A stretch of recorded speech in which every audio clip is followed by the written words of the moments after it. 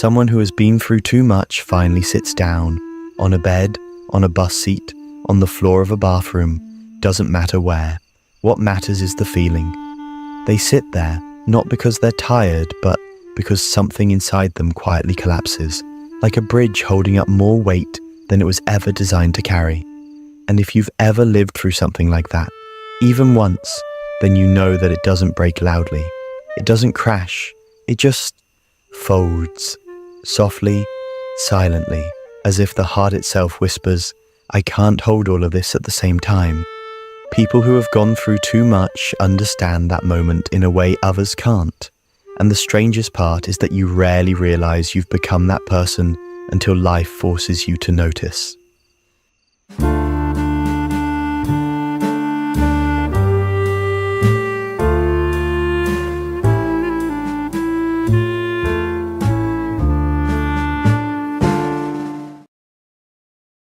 Someone asks, "Why are you so calm about things that should bother you?" And you don't know how to explain that it's not calmness. It's not peace.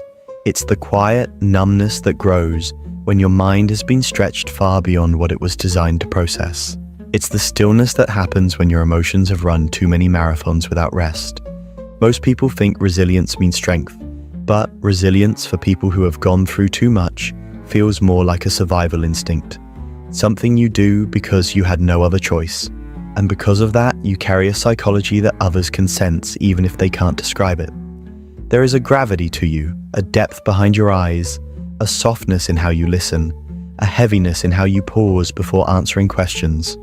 You learn to fold your emotions into shapes that fit into the corners of your mind. You learn to keep walking even when your inner world feels like a storm. And there's something almost paradoxical about it. People who have gone through too much often appear wise, calm, mature, thoughtful. They seem like the ones who have it together. But if anyone could open up their internal world, even for a moment, they would realize that this maturity wasn't earned. It was forced, not developed but extracted, not chosen but required. Some people grow because they're nurtured. Others grow because life refuses to give them the version of childhood or youth that everyone else seems to have. And when you've lived through more emotional weight than your body was ever meant to carry, something happens to the way your mind forms itself. Psychologists refer to it, in part, as emotional overcompensation. When someone's nervous system has been overwhelmed too many times, it begins to reorganize itself. Not perfectly, not gracefully, but desperately. It adapts through hyper-awareness. It adapts through emotional bracing. It adapts through anticipating the worst even when the worst is not coming. If you've ever wondered why you overthink so much, or why you scan for tone changes, or why you feel the need to prepare for problems that haven't happened, this is why. Your mind learned that uncertainty was dangerous, so it built defenses you never consciously asked for. And even if you heal, even if you grow, remnants of those defenses linger like old architecture underneath a renovated building. People who have gone through too much often carry an invisible curriculum. They know how to read silence. They know how to sense tension before anyone else feels it. They know how to step around conflict the way someone steps around broken glass. They know what it's like to calm others while their own heart is trembling. They know how to make themselves small in moments when attention feels unsafe. They know how to recover quickly from disappointment because life never gave them the luxury of falling apart.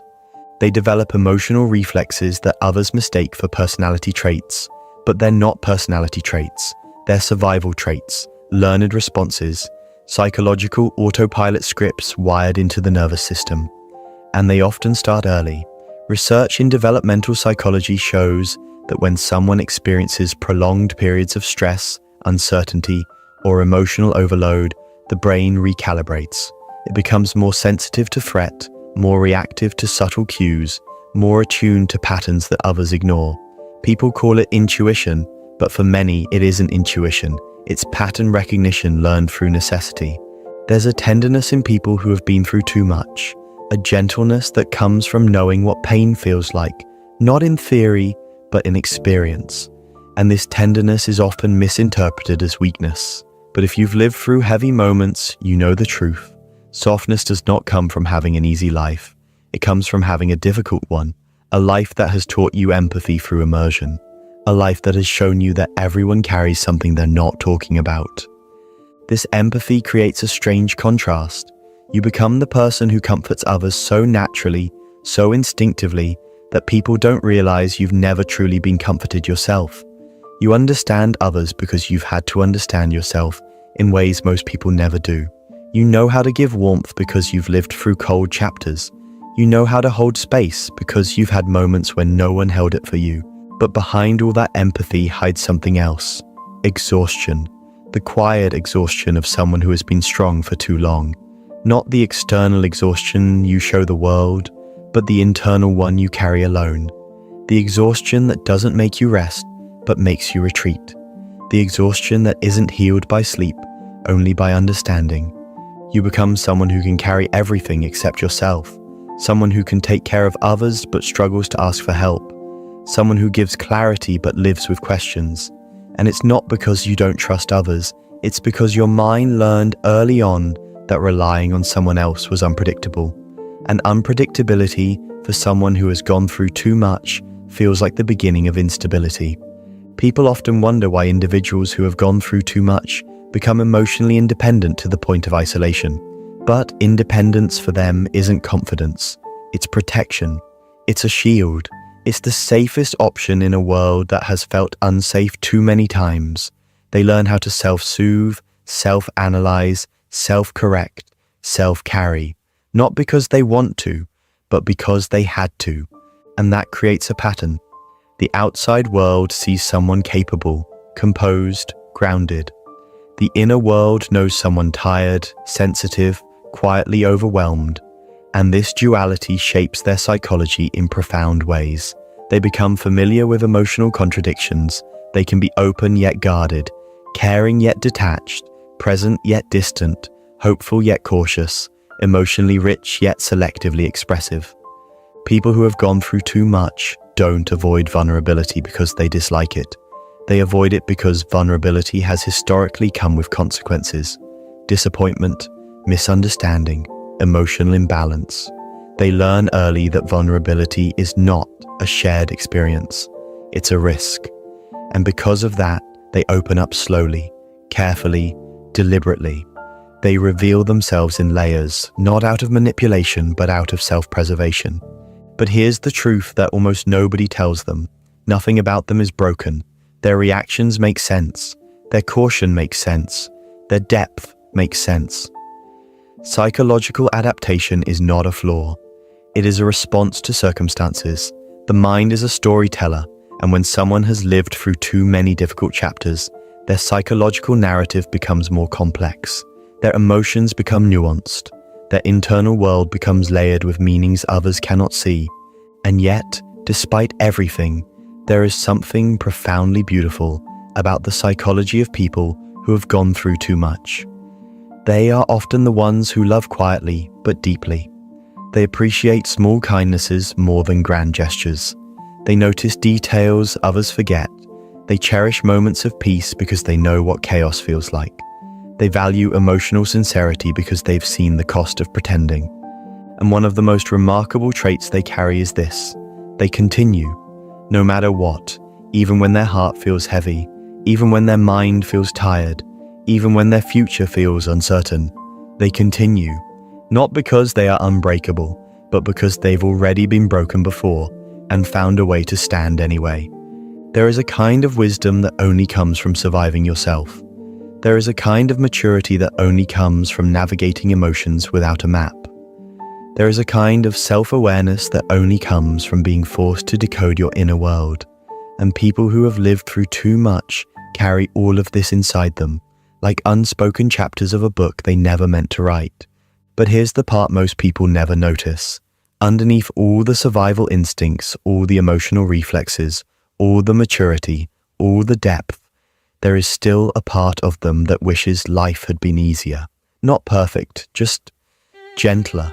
A version of life where they didn't have to grow up so quickly. A version where their nervous system wasn't trained to brace for impact. A version where they didn't have to be the strong one all the time. And yet, even without that easier version of life, they continue to move forward. They continue to show up. They continue to carry wisdom that feels far older than their age, and they continue to become the kind of people who can turn their experiences into understanding, their lessons into compassion, their pain into depth, their struggle into a kind of quiet power. Because people who have gone through too much don't just survive life, they interpret it, they examine it, they reflect on it, they turn their past into insight, their emotions into meaning, their experiences into perspective, and in that transformation, even if they never realize it, they become a source of light for others. They become the person you go to when you need honesty, calmness, or clarity. They become the person who listens without judgment. They become the person who understands without needing every detail, because they know what it feels like to carry something you don't know how to explain. They know what it feels like to hold emotions that don't have words yet. They know what it feels like to want someone to understand without asking you to relive the entire story. And that is where their unique psychology becomes not just a reflection of their past, but a gift to the world. There is a moment, quiet, almost unnoticeable, when someone who has gone through too much begins to realize that they see life differently than others. It doesn't happen suddenly. It happens slowly, through small observations. You notice that the things that make other people panic barely shake you. You notice that the things that make others excited feel muted inside your chest. You notice that your mind is always 2 steps ahead, analyzing possibilities, preparing for outcomes, bracing for emotional ripples before they arrive. And at first, you may believe this makes you strange, but over time you learn that this difference is simply the residue of everything you've carried. People who have lived through too much develop a relationship with reality that is both intimate and distant. On one hand, you feel everything deeply, sometimes too deeply. On the other hand, you've learned to detach from that depth when it becomes overwhelming. This ability to feel and detach at the same time is not something you're taught. It's something your psyche constructs as a survival structure, a way of balancing emotional intensity with emotional protection. Psychologists sometimes call it emotional duality, the ability to feel empathy while suppressing vulnerability, to appear calm while navigating internal storms, to remain functional while your mind is carrying weight others don't see. And this duality shapes the way you move through the world in ways you rarely notice. You become someone who hesitates before happiness, someone who analyzes comfort before trusting it, someone who quietly asks, "Is this real?" even when things are going well. Not because you're negative, but because your brain has memorized the pattern that good moments were often followed by difficult ones. And even if life changes, even if your circumstances improve, your nervous system doesn't forget easily. It still braces for the fall even when the ground is solid. This can make your relationships complicated, not because you don't care, but because you care with a depth that scares you. You fear losing people before they're even yours. You imagine the endings before the beginnings settle. You apologize too quickly. You forgive too easily. You stay silent about your needs because you don't want to be a burden. You listen more than you speak. You give more than you receive. And when someone finally asks, "What do you need?" you genuinely don't know how to answer because you never learned to think about your needs without feeling guilty. People who have gone through too much often develop a strange version of love. Steady, intense, quietly loyal, yet cautious. You don't love recklessly, but once you do, you love with a sincerity that feels rare in today's world. You notice the small things. You feel the emotional tone behind someone's words. You sense when they're hurting before they say it. You show up in ways others overlook, but that sincerity comes with a price. You are easily wounded, not by cruelty but by carelessness, not by hostility but by inconsistency. Because inconsistency feels like the beginning of abandonment, and abandonment, even the subtle kind, awakens old memories in your nervous system. And this is what many people never understand. When someone who has gone through too much reacts strongly to something small, it's not the present moment they're reacting to. It's the echo of all the past moments where they felt unsafe, unprotected, unheard, or unseen. Their body responds to patterns even when the present is harmless. Their emotions shift based on associations that were formed long before they ever had the words to describe them. But instead of explaining this, they stay quiet. They hide their triggers. They mask their anxiety. They smile through discomfort. They prioritize harmony even when their own heart feels unsettled, because they fear being misunderstood. They fear being labeled too sensitive or too emotional. So they learn to keep their storms private. Yet here's the irony. These same people are often the emotional anchors for everyone around them. They give clarity, perspective, meaning. They are the ones friends come to with their deepest fears and most raw emotions, and they hold those emotions gently, compassionately, without judgment, because they understand. They understand in ways others don't. They've lived through things that forced them to become emotionally literate long before they were ready. And that emotional literacy gives them a strange kind of vision. They can see through masks. They can sense when someone is pretending. They can feel the tension in a conversation that others think is normal. They can tell when someone's "I'm fine" really means "I'm not okay." They can detect emotional shifts with the accuracy of a finely tuned instrument. And this can be both a gift and a burden. A gift because it allows them to connect deeply with people. A burden because it means they feel responsible for emotions that aren't theirs. They absorb too much. They internalize too much. They become healers without noticing. And healers, if they're not careful, become exhausted. This exhaustion shows up quietly, not through dramatic breakdowns, but through subtle withdrawals. Someone who has gone through too much won't always say they're overwhelmed. They'll simply become quieter. Their messages become shorter. Their laughs become softer. Their presence becomes lighter, as if they are slowly trying to disappear without alarming anyone. And when someone asks if they're okay, they smile and say, "I'm good," because they don't know how to explain everything swirling inside them. They don't want to feel like a burden. They don't want to be misunderstood. They don't want to relive the emotions by putting them into words. So they keep it all inside. But there is another side to people like this, a side that is strong in a way others can't comprehend. Not loud strength, not visible strength, but quiet strength, the kind that endures, the kind that continues even when tired, the kind that keeps showing up for life even when life hasn't shown up for them. They've lived through too many emotional winters to be afraid of the cold. They've walked through storms without umbrellas. They've rebuilt themselves from ruins more than once, and that gives them something rare, inner resilience. Not resilience that looks heroic, resilience that looks ordinary, the resilience to wake up again, to try again, to trust again, to love again, even when it scares them, even when they've been hurt, even when their mind whispers that it's safer to stay guarded. Because deep down, people who have gone through too much still desire connection. They still crave understanding. They still want softness. They still dream of a life where they don't have to be strong all the time. And it's this hope, small, quiet, but persistent, that keeps them moving forward. But hope alone is not what shapes their psychology. What truly shapes them is the way they reflect on their experiences. They don't just live through pain. They analyze it. They interpret it. They turn it into insight. They search for meaning even in difficult memories. They find lessons in loss, clarity in chaos, growth in heartbreak.